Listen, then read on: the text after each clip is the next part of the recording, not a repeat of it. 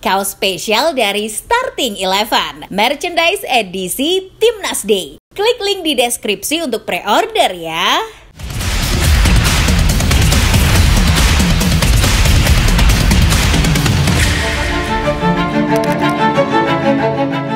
Datanya sosok superstar seperti Patrick Kluivert sebagai pelatih Timnas Indonesia bagaimanapun telah membuat geger seantero dunia. Beberapa media ternama dunia hingga pakar transfer ternama Fabrizio Romano pun ikut latah memberitakan kabar heboh ini.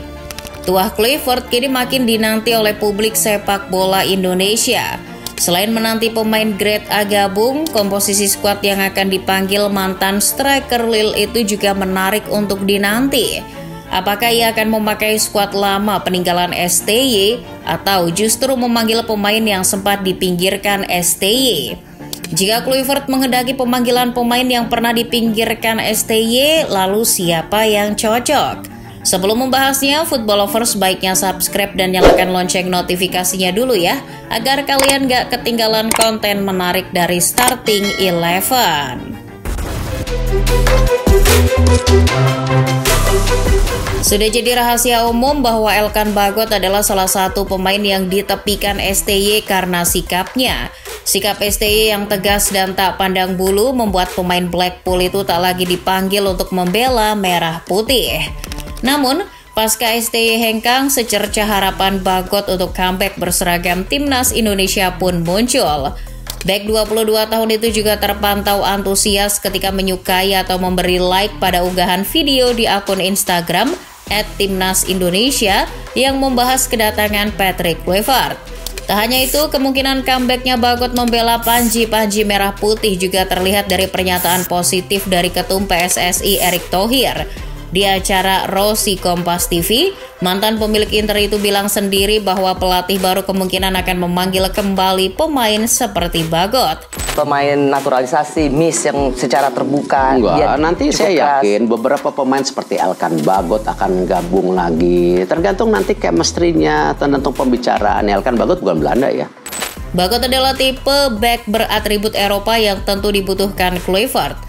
Kedalaman skuad terutama di lini pertahanan dibutuhkan Kluivert, mengingat bek tengah berkaki kidal seperti Justin Hubner sedang mengalami cedera gegar otak dan belum tahu kapan bisa sembuh. Di Blackpool, Bagot sudah sembuh dari cedera. Ia bahkan sudah ada di bench skuad besutan Steve Bruce ketika menghadapi Wycombe di Championship. Jadi sangat besar kemungkinan Big Elks akan kembali berjersey merah putih. Pemain berikutnya yang sempat terpinggirkan di era STY adalah Mark Klok. Kapten Persib Bandung yang punya channel podcast itu baru-baru ini belak-belakan mengumbar konfliknya dengan STY di ESPN Netherlands. Menurutnya, STY adalah seorang diktator dan berdiri di atas kelompoknya sendiri. Ia susah diajak diskusi dan kendala bahasa sering buat para pemain jengkel. Klok merasa perdebatannya dengan STY soal taktik dan permainan membuat dirinya tak lagi dipanggil ke Timnas. Ketika Kluivert datang, Mark Klok makin optimis bahwa hubungan pemain dan pelatih akan lebih harmonis. Bahkan nih, Klok mengaku sangat antusias dan berharap bisa kembali berseragam merah putih. Meski sudah menginjak usia 31 tahun, namun performa Klok sebagai jenderal lini tengah Maung Bandung masih terbilang oke. Keberhasilan Pangeran Biru menduduki puncak klasemen sementara Liga 1 musim ini juga tidak lepas dari peran playmaker yang memiliki stamina luar biasa ini. Kualitas Eropa Klok memang tak bisa bohong. Klok membuktikan bahwa ia masih bisa diandalkan Kluivert walau hanya jadi pelapis HY atau Jenner di lini tengah.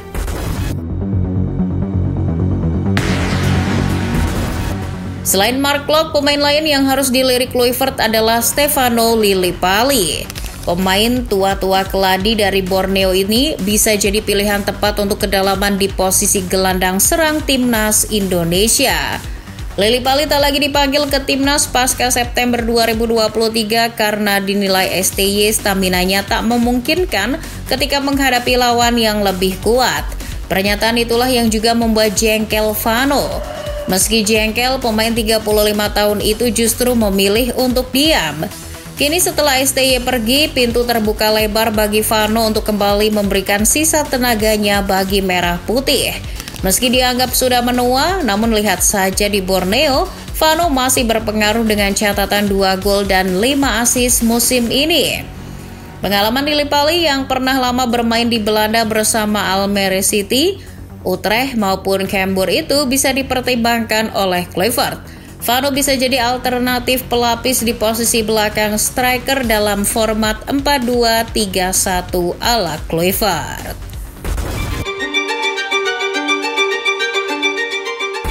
Satu pemain yang kemungkinan tak lagi hilang di telan bumi adalah Eliano Reinders. Kalian pasti masih ingat kan ketika adik pemain AC Milan itu tiba-tiba dicoret oleh STY, padahal waktu itu sang pemain sehat walafiat dan tak mengalami skorsing. Nah, di tangan Kluivert, pemain PSV Zwolle ini tampaknya justru akan menjadi aset utama. Entah itu akan berada di posisi gelandang, bek sayap, atau sayap serang. Sejelek-jeleknya adik Tijani Reinders ini di PSV Zwolle, performanya mulai menanjak loh. Saat melawan RKC Waalwijk pada 21 Desember 2024, Reinders yang berposisi sebagai bek kanan mendapat nilai tertinggi dari FotMob di antara semua bek Zwolle, yakni 7,6. Bermain selama 83 menit, saat itu Eliano menciptakan umpan akurat sebesar 88%. Tak ada alasan lagi Eliano diparkir. Kluivert harus segera memaksimalkan potensi terbaiknya.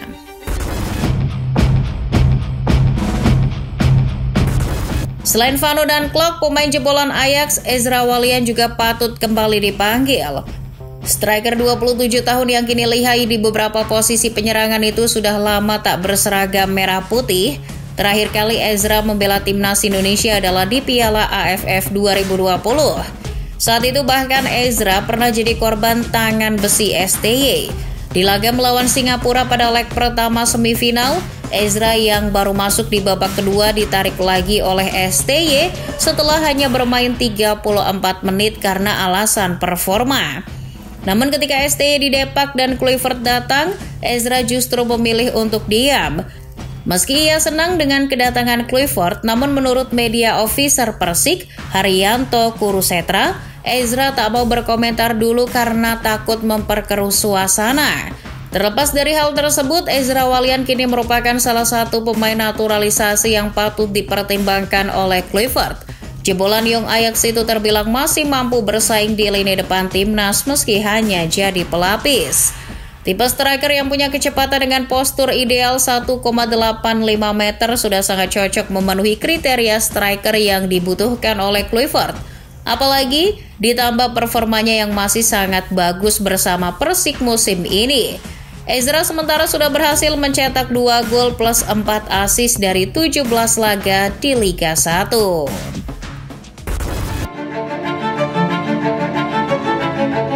Selain beberapa pemain keturunan, pemain lokal yang sempat dipinggirkan STY seperti Sadil Ramdhani juga berpeluang kembali berseragam merah putih.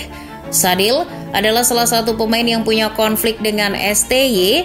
Ia sempat kecewa ketika dicoret dari skuad Piala Asia 2023 karena alasan indisipliner dan teknis.